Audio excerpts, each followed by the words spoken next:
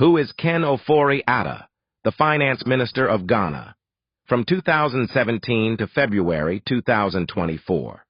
Today, we're diving into the performance of the former finance minister Ken Ofori-Atta during his tenure from 2017 to 2024.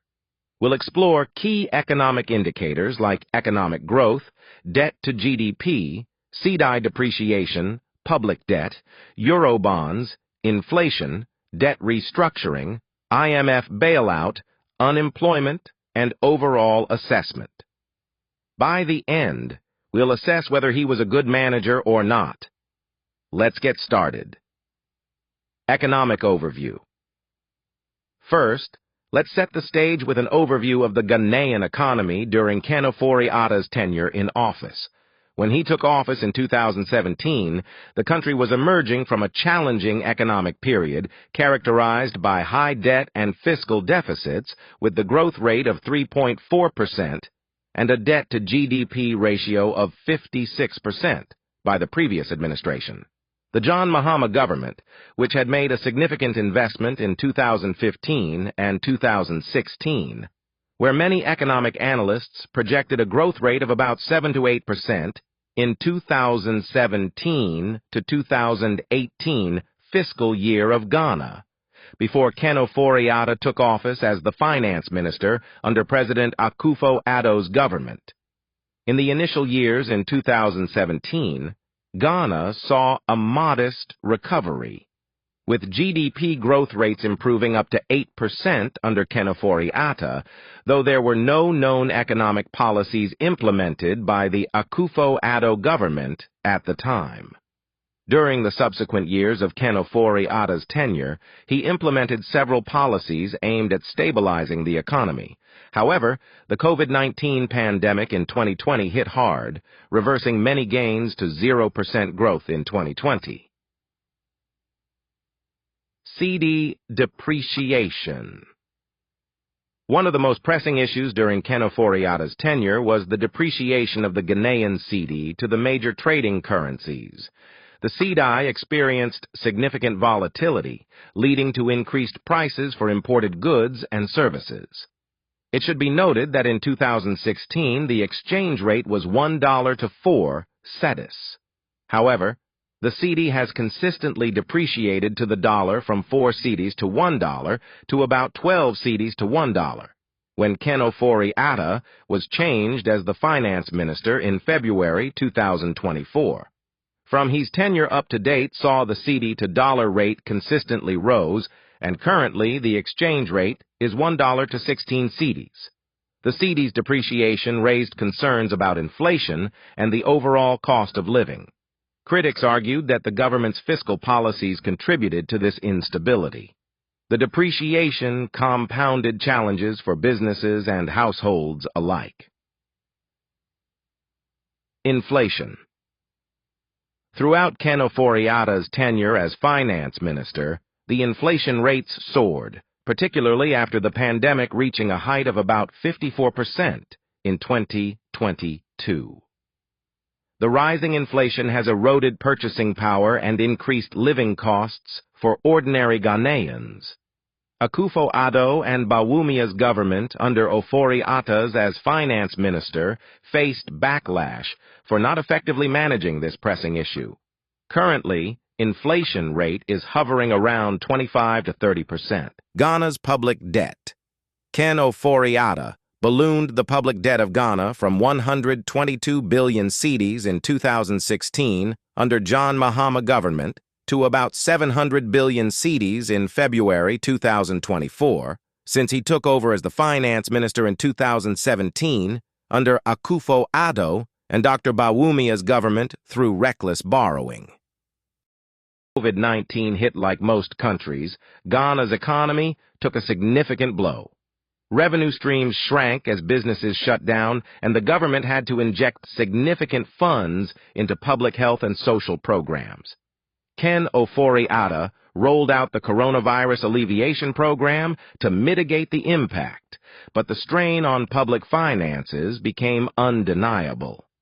This led to increased borrowing, pushing Ghana's debt levels to a concerning height. By the end of 2020, Ghana's debt-to-GDP ratio had risen to nearly between 80% to 104%, sparking debate over whether the country was heading to debt crisis. This rapid accumulation of debt raised alarms about fiscal sustainability. The finance minister, Ken Ofori-Atta, defended the borrowing as necessary for development, particularly in infrastructure and social programs. However, the rising debt burden led to questions about the long-term viability of such fiscal strategies. Eurobonds. Under the auspices of the finance minister of Ghana, tapped into international markets multiple times to raise funds through Eurobonds. The total Eurobond raised under Ken Ofori-Atta from 2018 to 2021 was amounted to $11 billion. Though these Eurobonds were crucial for financing the budget, they also added to the overall debt profile of the country. While the government touted these bonds as a sign of investor confidence, critics highlighted the risks associated with high interest rates and potential repayment challenges down the line. Debt restructuring. Ken Ofori-Atta, as Ghana's Minister of Finance, played a central and pivotal role in the country's debt restructuring efforts and negotiations for a bailout from the International Monetary Fund, IMF. Ghana faced severe economic challenges in 2022, including rising inflation, currency depreciation, and unsustainable public debt levels. Ken Ofori-Atta led several initiatives to address these issues through a debt restructuring process, including 1. Domestic Debt Exchange Program, DDEP. This involved exchanging existing domestic bonds for new ones with longer maturity dates and reduced interest rates. This was aimed at reducing the debt burden on the government. Though he faced significant opposition, especially from bondholders, pension funds, pensioners, and financial institutions, leading to haircut of people's investment. 2. Engaging international creditors. Ken Ofori-Atta was instrumental in engaging with external creditors and stakeholders to renegotiate Ghana's external debt, with the goal of securing debt relief and ensuring a sustainable fiscal trajectory. This included talks with Eurobond holders and bilateral creditors like China and Paris Club, which had significant stakes in Ghana's debt. 3. Negotiating with credit rating agencies to restore public confidence in the economy and the market after downgrades. IMF Bailout, 2023.